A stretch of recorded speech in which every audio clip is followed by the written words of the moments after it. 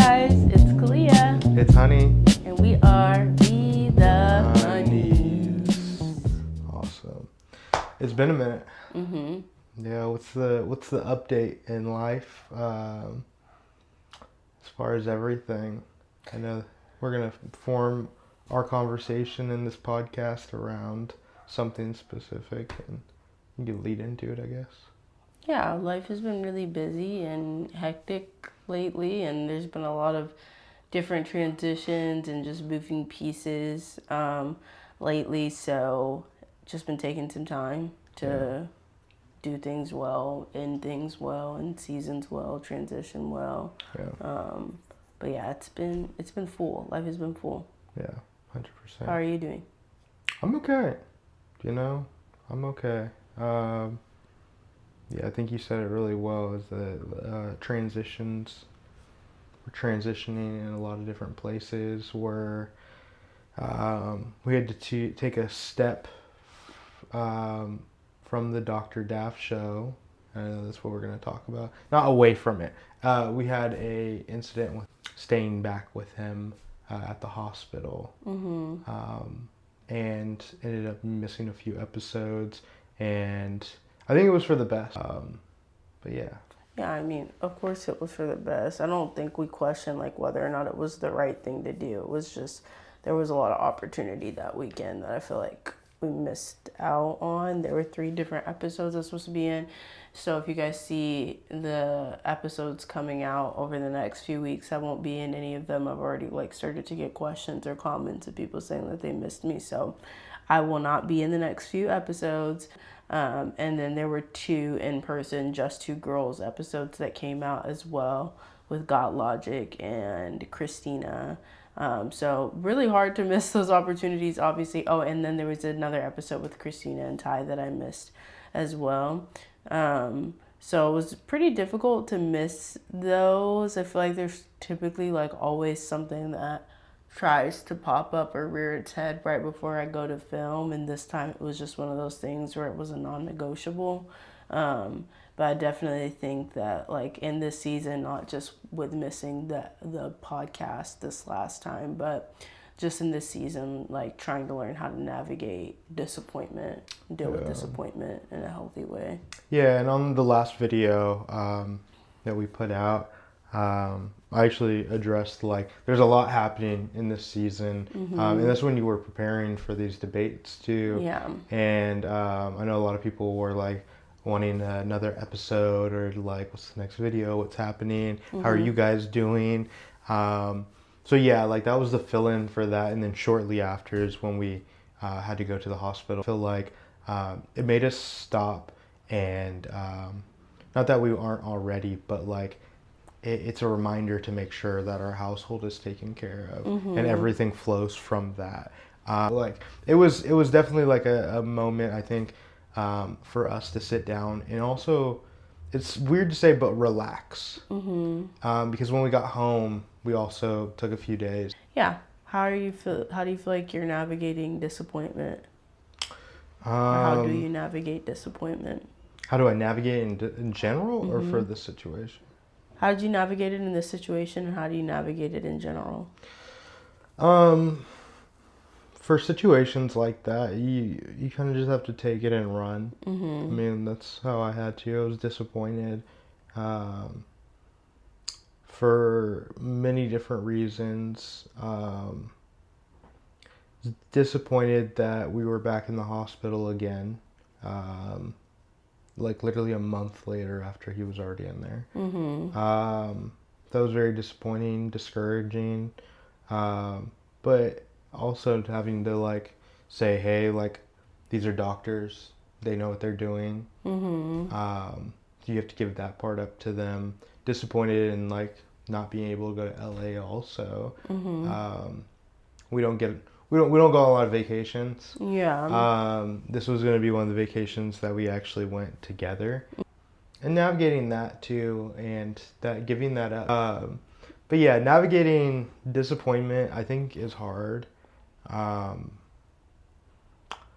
in general, because you put such an emphasis on something and like you want something so much and you're already planning for it, your bags are packed or your mind is set on something, and then when it doesn't come to fruition, you're just like, what do I do with all of this now? Yeah. What, like, now I have to go unpack. Now I have to, like, in so many different situations, to say you're trying to move somewhere. Like, now I can't go to this place because the agreement fell through. Like, it's like a adrenaline, not adrenaline dump. What is it? Is that what it is? Yeah, maybe. Yeah, so it's like you fall off an edge basically, and everything just like reality hits you, and it's just like now you're no longer navigating a high, you're now navigating a low. So I think that you have to take the punches, but also give it up to God. Yeah. I think that's the big part. Just saying, like, God, like, I don't know what was meant to come from this situation, but you do.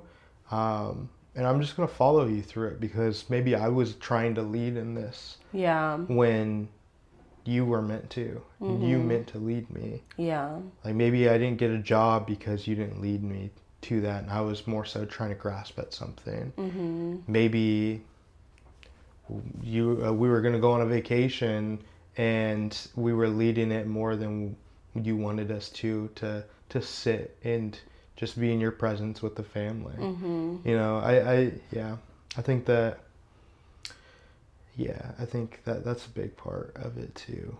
It's just reconciling things with the Lord. As soon as you can, honestly, too. Yeah.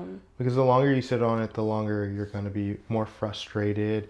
And I think that it's kind of like whenever you have something that's fresh and you let it kind of, I guess in a sense, dry, it hardens up and your heart hardens with it. Yeah. And you don't want that to happen. You want to actually like knead it out before it actually hardens. Yeah. Yeah, I think it does feel like an adrenaline dump because you go from a high to a low so quickly. Like you blink and what you thought was going to happen, the complete opposite happens. And so it's very hard for me personally. It's hard for me to process because it's like it just happened so fast. Of like this, I thought this situation was gonna go this way, or I thought it was gonna work out this way, and then in a moment, everything changes. And so like I think just learning to hold things loosely too. Like the word says, a man can plan his path, but it's the Lord who orders his steps. And so like knowing that even as you're planning your path, whether you're packing for a trip or you're anticipating a relationship or you're anticipating a new job or you're just hoping that something goes a very specific way, to hold the outcome loosely. Because it's not up to us what the outcome is. Only the Lord knows the outcome, and we just be faithful with what's in front of us. But being faithful without being possessive, I think is what I'm learning. Like I can be faithful to something. I can, be faithful to preparing a debate, but I don't have to be possessive of it to the point of like, if it gets taken out of my hands, everything shatters because it wasn't mine to begin with. Like every opportunity that the Lord brings about, is an opportunity that he brought. It's not an opportunity that I could have forged myself. Every relationship is a relationship that he ordained or he allowed to happen. It's not something that I forced myself. And so I think just learning to hold things very loosely, regardless of how much you dream about them, and being okay with the fact that like ultimately my dreams are in the Lord's hands, and he knows what he's doing. With my dreams, and he's the one that gave them to me in the first place, so he knows what the outcome will be. But I mean, that's not to say it doesn't suck. It does suck to like work hard on something and then it to all crumble. Because there's a lot of work, a lot of research, a lot of studying that's been done on your behalf in this as well. How do you feel after doing all of that and not being able to go? I mean, I feel okay. I want to do an episode where I go through all of the prompts that were given to me and like what my responses would have been. I think that would be fun. God is moving people around and he's shifting things and he's making us reprioritize like what is important, what is necessary, what is good, and like shaking the shakeable so that the unshakable can remain. That's how I feel like it's windy outside here today in Northern California and like the trees are being shaken and all the leaves that are not properly attached to the branches and all the branches that are not properly attached to the stem, they're falling off. So it's like that's what the wind is doing to us in the spirit. It's like it's shaking all the things so that what's not necessary falls and what is necessary remains. Yeah. That's good. Yeah. It's a good update. You have anything else you want to talk about on that subject matter? I don't think so. Cool. What other updates do we have? Launched a Patreon? Yes, we launched a Patreon. Yeah. We want to first off thank everybody that did subscribe to Patreon. We're planning on doing we're tithing back everything that comes in back into ministry that we do here in our hometown. So we're going to be putting on an event, not for everybody to come out, but like how can we pour back into our community here from what we're also receiving. So yeah, we're kind of shooting some ideas around, or I've been shooting some ideas around, and we'll talk about some later. But yeah, we just want to thank everybody because it's not just going into our pockets, it's also going out back into the kingdom, so that we could feed people.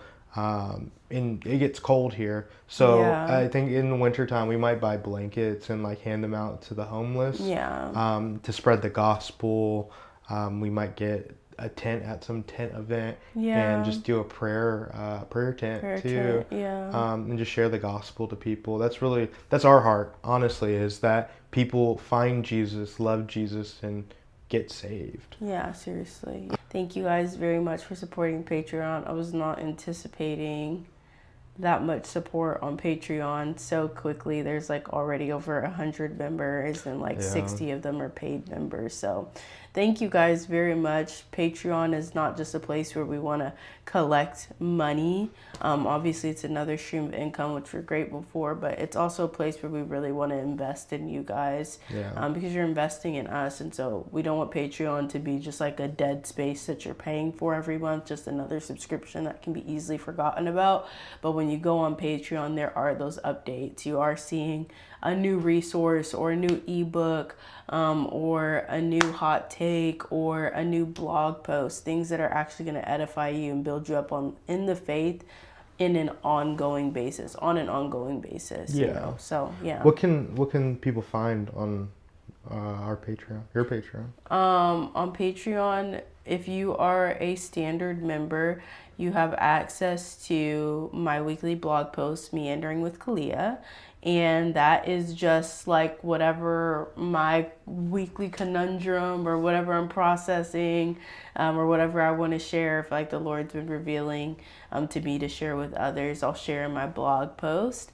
And then we also have our hot takes, which is just things that I'm not quite ready to post publicly online yet. I will post in Patreon and I'll get your guys' feedback about it. So I just uploaded my first hot take a few days ago, and it was about geofencing around churches. So churches being paid to have like a digital echo chamber where very specific ads are given to their members and congregants. So if you're interested in learning more about that, subscribe to the Patreon. What else is on that standard Patreon? You get those, I believe you get a resource list. I can look right now. You get a resource list that is, you'll get like ebooks that are completely free. You'll get resources, and then you get homemade resources that we actually made. We ended up making a, what was it? You made it. Yeah. It was a Mormon cheat sheet for terminology. Yeah. So when Mormons come to your door, I'll give you a quick overview. Mormons come to your door, they'll use what we call Christianese, and it's just how we say things. certain words that we use, but they use different definitions. So they'll say, oh yeah, we believe in the Trinity, but like they don't actually believe in the same Biblical definition Trinity. that we call of the Trinity. Yeah, they very much will use different definitions to kind of lure Christians in and make you think that they believe the same thing. And then over time reveal it to them. Yeah. And be like, no, like this, and then they'll kind of like strong arm you. Yeah. Yeah. So Yeah. it's good to know these things. That's why we made that actual. It's like I think I made it into an Excel sheet.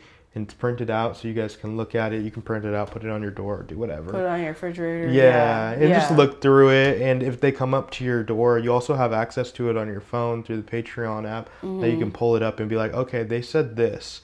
What do they mean by atonement? Right. And then you just look down, look what we define atonement as, and then what they defined atonement as. Right, yeah. And then in some of them, I actually added questions onto the side. Nice. That you can ask yourself and even ask them. So yeah, I think it's really good. So we're going to be dropping quite a bit of our own resources that we're creating on there. We'll also put in resources that we found from other places, ebooks and other recommendations from other people, apologetic resources, which that Mormon cheat sheet is phenomenal because Mormons do tend to appropriate Christian words. Yes. And it's important that we have the biblical definition of those words so that we're not confused or bamboozled when having conversations with them.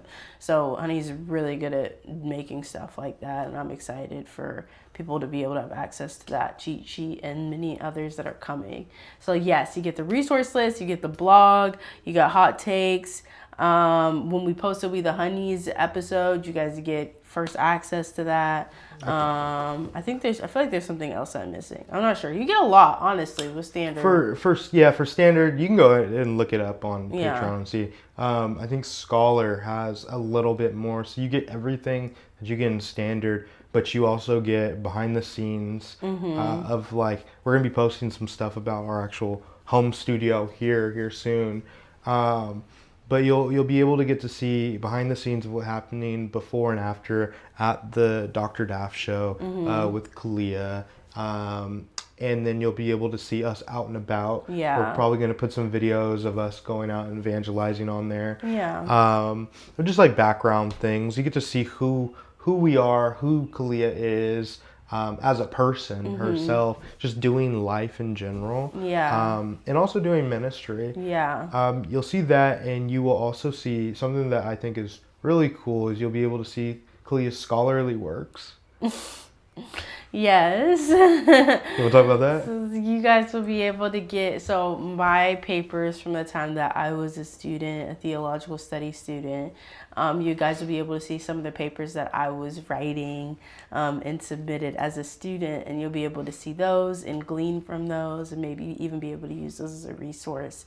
But I am no professor, okay? I just want to be able to make that stuff available to you because I know that stuff is really helpful for me and was helpful to me as a student too. And then something that's really, really, really cool about Scholar, which is $10.99 a month, is that you get access to office hours. Yeah. So you can actually book a time where we can sit and meet, and I could do a Bible study with you. We could do prayer. You could pick my brain about apologetics, about the show, whatever's kind of on your heart. You just let me know ahead of time, and we book a day through my calendar link, and we do office hours, which is really cool.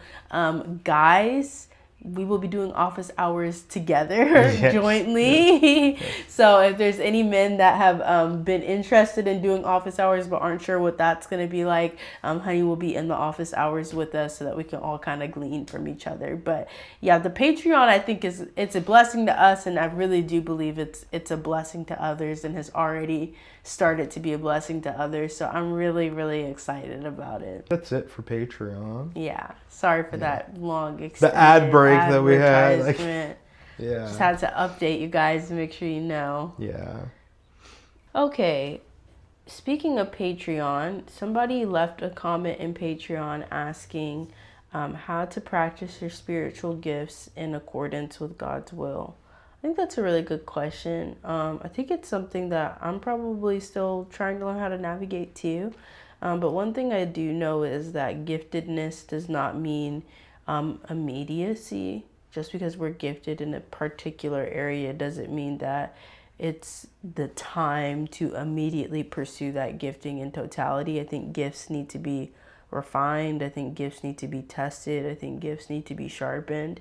And if I think of myself even 4 or 5 years ago, I don't think that I would be as effective in the roles that I am in now that I was with the gifts that I have always had. But I don't think I would be as effective in the roles that I am now if I were in them in an earlier season. I talked about it a little bit. I talked about it a little bit in my last blog post with my sister, how I was very like hot-headed as a kid, and my sister really knew how to get under my skin. Yeah. But even in my hot-headedness, like the gift beneath the flesh, the diamond in the rough, was that I was very truth-oriented and justice-oriented, and like always trying to point people to what's right and how to do things the right way and how to have the right heart posture. But because I didn't have a lot of self-control, I wasn't the most effective. And so I've seen even throughout my life as an adult how maybe a gift in the wrong time isn't necessarily a gift to others. Yeah. And God knows when our giftedness is going to be most effective, or when it's going to begin to be effective. And I think that our gifts actually grow in effectiveness throughout the years. Like, I'm sure we will not be the same people at 40. We might have the same gifts, but the way that our gifts are being utilized for the kingdom are going to look completely different because of the effectiveness of spiritual maturity and just being with the Lord over time and how he sharpens us. Yeah. What do you think about that? Yeah, so the question is how to exercise your spiritual gifts in accordance with the will of God. Mm-hmm. I think that you ask yourself, am I making this decision to use my gift right now, or is the Lord prompting it? Because I think that that's where the alignment starts to like go from like a gray area to be like, oh, like I'm doing this to glorify myself maybe rather than glorify God in the moment, or God is using this to reveal something to me. And I think that every gift is a little bit different, just because you can't really put them all in the same box. Yeah. Some people are gifted singers. Worship the Lord whenever you can, but at the same time, don't worship to be seen. Worship unto the Lord. Yeah.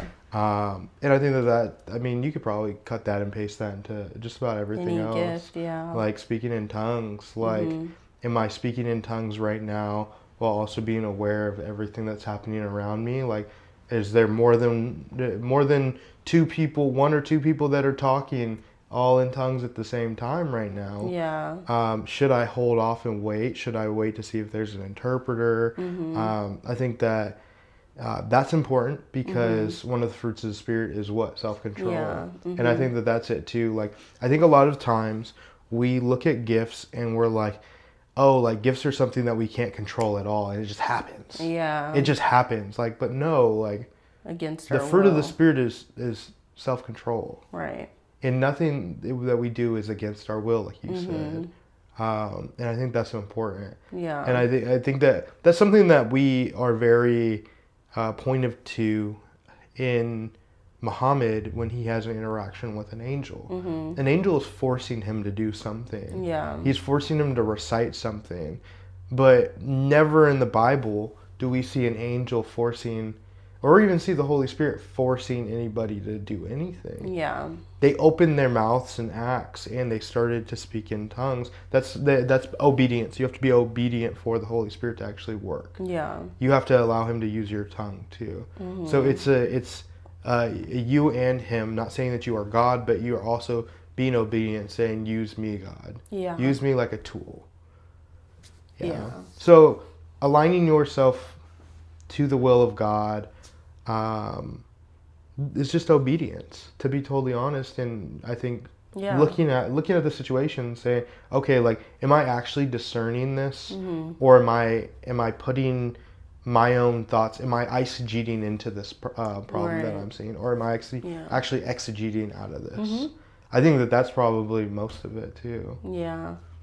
I think a big part of using our gifts according to God's will is obedience and timing. And the opposite That's a side, good one, timing. the opposite side of it too is like, yes, I hear this message preached a lot, especially by like influencers. I'm not gonna lie, Christian influencers, big Christian influencers, where it's like when talking about other people's gifts, particularly people who are like coming up, it's always there's always an assumption that people are rushing.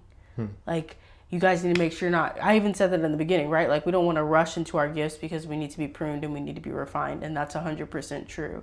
But the opposite of rushing is also waiting when God has told you to go. And now you're being disobedient because you don't feel like you're ready. Meanwhile, God has already prepared a mission field for you to walk into, but because you're waiting, you can't be effective. Your gift can't be effective because you've paralyzed yourself. And so I want to make sure, like, I communicate the opposite side of that too, is because I hear that so much from influencers online, with like, oh, these people on TikTok, they're all these young folks preaching, all these young people feeling like they have a word. Yes, we all need discipleship. Yes, people should not be going rogue on the internet doing ministry. At the same time, people who are mature in the faith also need to know when to pass the baton. And people who are mature in the faith also need to know when to encourage and exhort young people in their gifts and say, hey, there's something inside of you. Yes, it needs refining. Of course it needs refining, but how will it be refined if you're not given a chance to refine it? This is good. So let's teach people to go too. Yeah. Let's tell people to go. Like, there's a lot of people who rush, but there's a lot of people who wait in disobedience too. Yeah. And so you need to be discerning enough to know, what is my inclination? Am I the person that runs into something the second I see an opportunity? Or am I the person that questions myself and is so insecure that I won't go? I love that you say that, because the people, it's very drastic of people running in, or they're hesitant, and they're like, they're staggering, they're pacing in the background, trying to figure out if they should even go. Like, it's like, I mean, there's people that run the opposite direction, like, but like, like, so to say, like, I'm reading through a book right now by A.J. Swoboda called Slow Theology. Professor Swoboda, I know you don't remember me, Professor. Listen, I don't fangirl over a lot of people, but I fangirl over my professors from Bushnell University. Yeah. So if you remember me, Professor Swoboda, your work and your teaching has been very impactful in our lives jointly. 100%. Yeah. He wrote a book he recently released called Slow Theology. And what he's kind of going through is a theological concept that's not always talked about, nor really looked at. It's the slowness of God. And he focuses on Jesus and his ministry of, Jesus didn't run places. Jesus was in ministry for 3 years. Jesus didn't run from city to city. Jesus walked. Yeah. He walked places. He didn't stand there and wait and stagger. He walked places. He went. And at time, I mean, he even navigates through this and says that in the garden, people always question, like, why didn't God just tell Adam and Eve so and so, blah blah blah? Why wasn't revelation given then? And it's because God wants to reveal things in his timing. And the slowness of God, I think, is the beauty of it. And the same thing, going back to gifts, like, you may recognize that you have a gift early on, but you need to understand how to wield that gift within God's will. Yeah. And exercise it properly. Yeah. Because there's a lot of people out here that they get a gift from God and 3 months later they become a medium or something crazy. Yeah, wild. Like they're selling Christian tarot cards or something wild, right. you know? Yeah. Yeah, I think you're right. Yeah, so taking time to understand your gift, why the Lord has given it to you, and how you can use this in ministry to minister the gospel to people. Yeah. And it even help bring people healing. I think it's super important, because the other side is you'll probably end up hurting yourself, like you end up hurting other people. Hurting yourself or hurting others. Yeah. Because gifts are blessings. Yeah, they are You have to blessings. remember They are, with an immense amount of influence. And they're worth taking time. Yeah. I think that's important. That's something that he talked about in the book, is that humans were worth the time in waiting for Jesus to come. Imagine all these Jews waiting for the Messiah. They're probably wondering. Some of them may be staggering. Some people are probably running, pointing at somebody saying, "You're the Messiah." But the ones that waited and saw it through, man, they're blessed. Yeah. Like, isn't that crazy to think about? Like, Peter on a fisherman on the boat in the ocean, and he meets Jesus, and he's just like, I didn't immediately run to anybody, nor am I staggering in the background, but I've met Jesus. Matthew, who's not running, he's a tax collector. He might have even felt resistant from his community or pulled away from his community, but Jesus came to him. And man, that's a blessing. It's a blessing to, in the sense of going back to gifts now, it's a blessing to sit with your gift and let the Lord build you up with it. Yeah. And not run away from it, not run into it. Yeah. And not to just hold on to it and throw it in your pocket. Yeah. Yeah. Yeah, I think the picture of Jesus walking is the perfect example for us. Like, we're walking out our gifts. Yeah. Whatever that means. We're not rushing into our gifts. We're not running away from our gifts. We're just walking them out. And Jesus is leading the pace, just like he does with the disciples during his ministry. He's the one that decides the pace of when they go to this city and when they go to that city and when they do this healing and when they do that miracle. Yeah. And in the same way with our gifts, it's a steady walking it out. So, hope that answers some questions. Yeah, 100%. And I know that some gifts are a little bit harder than others. And some gifts may be, I don't want to say disturbing, but they're a little bit scarier than others too. And I would really want to encourage everybody to sit with their pastors, sit under somebody, talk with them through it, to help you kind of wield it in a better way.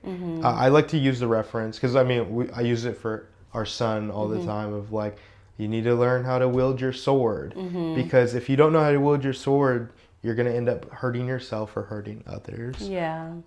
So just as warriors, just as people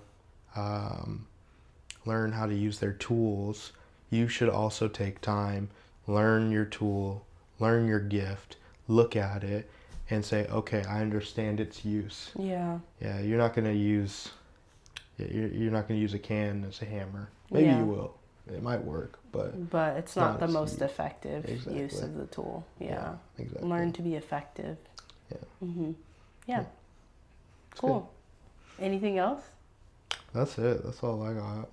Well, we hope you guys enjoyed this long overdue episode. Yes. Of We the Honeys. We hope you got something from it. Please comment below anything that you guys want to see next, anything that resonated with you.